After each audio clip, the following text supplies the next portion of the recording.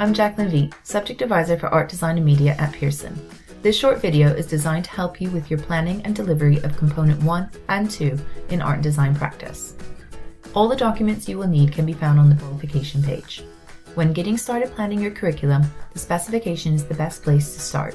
It covers the content that needs to be taught, setting out the applied knowledge and understanding a learner must acquire, and the assessment requirements.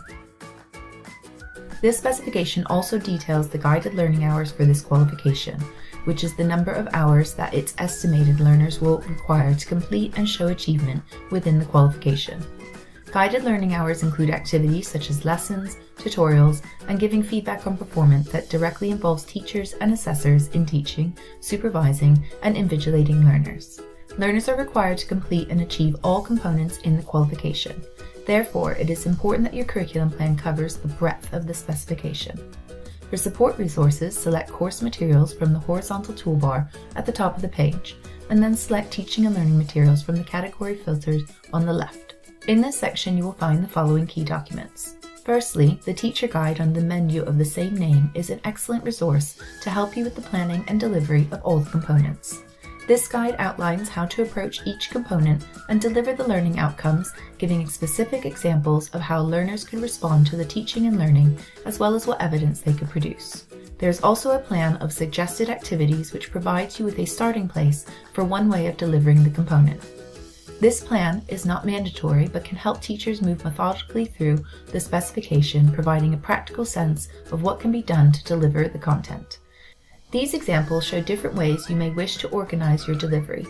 The delivery model you choose will be informed by a number of factors unique to your center, such as the length of your program, the number of teaching staff, and the needs of your learners.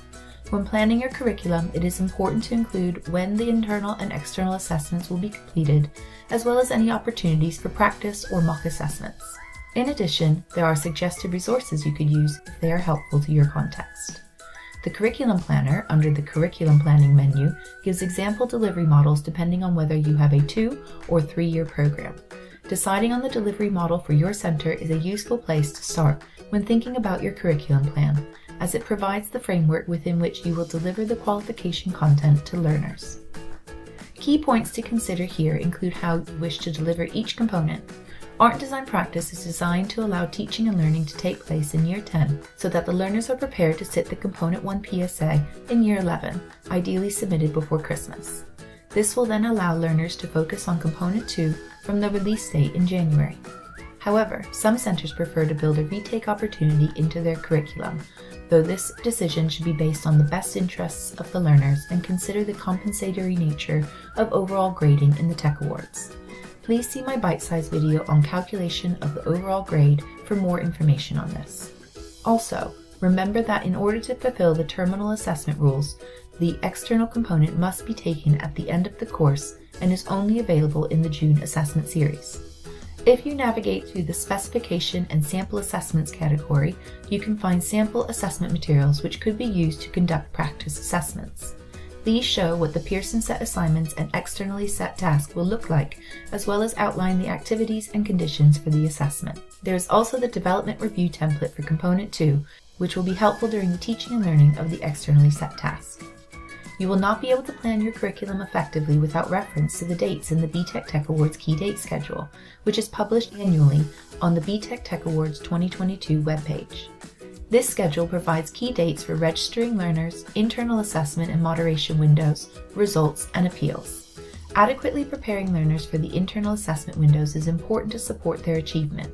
As such, you must ensure that you are aware of the release of the Pearson set assignment and moderation sample deadlines.